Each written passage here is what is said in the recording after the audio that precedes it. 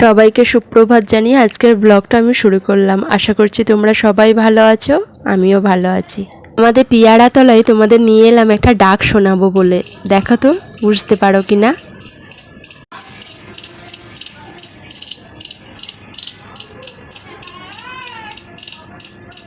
বুঝতে পারলে বন্ধুরা ওটা কিসের ডাক? হ্যাঁ, ঠিকই ধরেছো, এটা হচ্ছে কাঠবিড়ালির ডাক। সকালে ফুল গাছে দেখলাম একটাও ফুল ধরেনি। সকালে রান্নাঘরে চলে এলাম রুটি করতে এবং তার সাথে থাকবে ডিমের ঝুড়ি। তোমরা এটাকে কি বলো আমাকে কমেন্টে জানিও। আমরা তো এটাকে ঝুড়ি বলি। আর রুটি দিয়ে ডিমের অমলেটের থেকে ডিমের এই ঝুড়ি খেতে আমার বেশ ভালো লাগে। তারপরে প্রতিদিনের মতো যেমন রান্না বসাই, এদিকে ভাতের জলটা বসিয়ে দিয়েছি। গরম হলে আমি চালটা দিয়ে দেবো। আর চালটা ভিজিয়ে রেখেছিলাম প্রায় আধ ঘন্টার মতো। জানো, চাল ভিজিয়ে রাখলে ভাত কিন্তু খুব ভালো হয়। এদিকে লতিটা কাটতে বসে পড়লাম। বাইরেটা দেখালাম, বাইরেটা ভীষণ রোদ্দুর বেরিয়েছে। এই লতিটা কাটতে কাটতে চলো তোমাদের সাথে একটু গল্প করি। এই যে লতিটা দেখতে পাচ্ছ, এই লতি তোমরা কতজন জানো আমি জানি না, তবে আমি কিন্তু জানতাম না।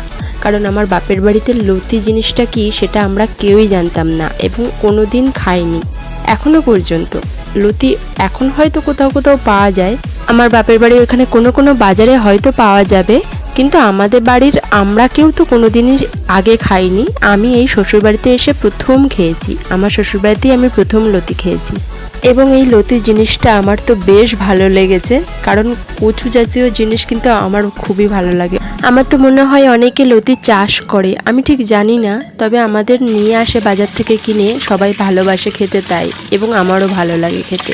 এই দেখো আমার কর্তামশাই কি নিয়ে এসেছে, কি দেখে বুঝতে পারছো? হ্যাঁ, ঠিকই ধরেছো, ভোলা মাছ।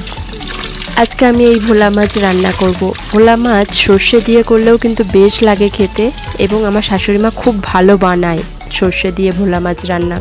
কিন্তু আজকে আমি সর্ষে দিয়ে করব না, আজকে আমি পেঁয়াজ আদা রসুন দিয়েই ভোলা মাছটা রান্না করব। এর আগেও আমি তোমাদের ভোলা মাছ রান্না করে দেখিয়েছি, ঠিক সেইভাবেই আমি রান্নাটা করব। পেঁয়াজ দিয়ে একটু আদা রসুন দিয়ে মাছগুলো বেশ চটা চটা এবং বেশ ভালো ছিল, কিন্তু তোমরা দেখে বুঝতে পারছো কিনা জানি না। আর এই যে দেখো, লতি কাটার পরে আমার আঙুলটা কালো হয়ে গেছে, তাই একটু ঘষে নিলাম। আর ঘষে নেওয়ার পরে ওইটা পুরোটাই উঠে গেছে। মাছটা আমি ভাজতে চলে এসেছি রান্নাঘরে। এটা কিন্তু হালকা করেই ভাজবো। এর আগেও আমি তোমাদের বলেছি আমার ভিডিওতে, মাছ কড়া করে ভাজবো না, হালকা করে ভাজলে কিন্তু বেশি টেস্ট হয় এইসব মাছ। অবশ্য আমি কিন্তু কড়া করে ভাজাটাই বেশি পছন্দ করি, কারণ কড়া করে ভাজাটা আমার বেশি ভালো লাগে খেতে। আর এই যে আদা রসুনটা দেখতে পাচ্ছ, আদা রসুনটা আমি শিলেতে বেটে নেব। শিলেতে বাটার টেস্ট তোমরা সবাই জানো ভীষণই আলাদা এবং সুস্বাদু বেশি হয়। আজকে বাইরে এত রোদ্দুর বেরিয়েছে যে চারিদিক রৌদ্রের আলোতে একেবারে আলোকিত হয়ে উঠে। আমাদের রান্নাঘরের জানালা দিয়ে সূর্যের আলোটা আসছে বলে হয়তো বেশিই আলোকিত লাগছে। একটু তোমাদের বুঝতে হয়তো একটু অসুবিধা হচ্ছে। আমাদের আজকে যে ভোলা মাছটা নিয়ে এসেছে সেটা কিন্তু একেবারে সাদা আর ফ্রেশ ভোলা মাছ। আর দেখবে তোমরা বাজারে কিন্তু লাল লাল কালারেরও ভোলা মাছ পাওয়া যায়। সেই লাল কালারের ভোলা মাছ কিন্তু আমাদের বাড়িতে কেউ খায় না। ওই লাল কালারের ভোলা মাছ আমার শাশুড়ি মাও কোনোদিন নিয়ে আসেনি এবং আমার কর্তামশাইও কোনোদিন নিয়ে আসেনি। আর তোমরা দেখবে যে কোনো সামুদ্রিক মাছ কিন্তু খেতে বেশ টেস্টি হয়। আর বাঙালিরা তো মাছে ভাতে বাঙালি, তাই মাছ থাকলে তো ভাত খাওয়ার কোনো চিন্তাই থাকে না, সেটা যে কোনো মাছই হোক, তাই না? এই যে জলটা ফুটে উঠেছে, এরপরে আমি মাছগুলো কড়াইয়ের মধ্যে দিয়ে দেব। মাছগুলো দেওয়ার পরে মাছ ভাজার যে তেলটা থালায় অবশিষ্ট থাকবে সেই তেলটাও কিন্তু আমি দিয়ে দেব, কারণ ওই তেলটারও কিন্তু টেস্ট আলাদা হয়। আমার মতো এইভাবে কারা কারা দাও বলো তো, তোমরা কিন্তু আমাকে জানিও। আর তোমরা যদি আমার ভিডিও দেখে কমেন্ট করতে থাকো আমার কিন্তু বেশ ভালো লাগবে, এবং তার সাথে সাথে লাইক শেয়ার করতেও কিন্তু ভুলবে না। আর সাবস্ক্রাইব করে দিও আমার চ্যানেলটাকে। আমার সাথে থেকো এবং আমার পাশে থেকো। আর এই যে লতিটা দেখতে পাচ্ছ, এই লতিটা কিন্তু গরম জলে আমি 1 ফুট দিয়ে দিয়েছিলাম। একবার তাড়াতাড়ি করে গরম জলে একটু ফেলে তারপরে নামিয়ে নিলেই হয়ে যায় 1 ফুট দেওয়া। আর লতিটা রান্না করাতে কিন্তু কোনো ঝামেলা নেই, এইভাবে একটু ঢাকা দিয়ে দিয়ে ভেজে নিয়ে তুলে নিলেই হয়ে যায় লতিটা। আমার লতি রান্না হয়ে গেছে, ডাল রান্না হয়ে গেছে এবং আমার মাছ রান্নাও হয়ে গেছে। তাহলে দুপুরের খাওয়া দাওয়া শুধু করতে হবে আর তারপরে টানা ঘুম। কিন্তু ওই যে দুপুরে ঘুমাবো কি, যা গরম পড়েছে, তাই বিকালে বেরিয়ে পড়লাম রাস্তায় ঘুরতে, একটু প্রকৃতির হাওয়া খেতে। বাইরে বেশ ভালোই হাওয়া হচ্ছিল এবং হাঁটতে বেশ ভালো লাগছিল। আর বাজারের দিকে চলে এলাম হাঁটতে হাঁটতে, এবং তোমাদেরকেও সাথে নিয়ে এলাম। আমি কিন্তু বাজারের অন্য দিকে এসেছি এবং তোমাদেরকে এই দিকটাও দেখাচ্ছি, কত রকমের দোকান পশুরি এদিকে আছে। এদিকে কিন্তু রাস্তার ধারে ধারে অনেক ধরনের দোকান আছে, সেটা ফলের দোকান, নাইটির দোকান বলো বা কোনো বড় মুদিখানা দোকান বলো।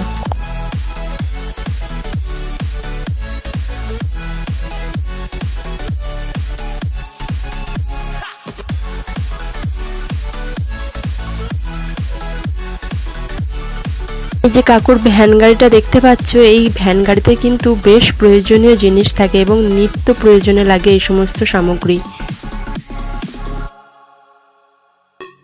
নাইটিগুলো বেশ সুন্দর ছিল, ছাপাগুলো বেশ ভালো লাগছিল, তাই আমি ঘেঁটে ঘেঁটে একটু দেখছিলাম, কিন্তু একটাও নেওয়া হয়নি। আমার নেয়ার থেকে কিন্তু দেখতে বেশি ভালো লাগে। চলে এলাম এই কাকিমার কাছে, উনি কিন্তু বেশ সুন্দর সুন্দর ব্লাউজ নিয়ে বসেছিলেন এবং সেইগুলো দেখছিলাম, বেশ সুন্দর ছিল ডিজাইনগুলো এবং দরদাম করছিলাম ওনার কাছে। দরদাম করার পরে দেখলাম দোকানের থেকে বেশ কম দামে উনি বিক্রি করছেন।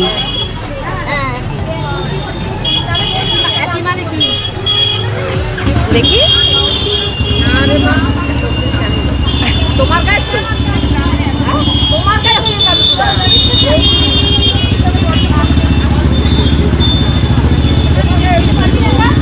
আমার গায়ে হয়ে যাবে। ওটা কি? এটা হয়ে যাবে, এটা বড় খাই যাবে তোমার ওই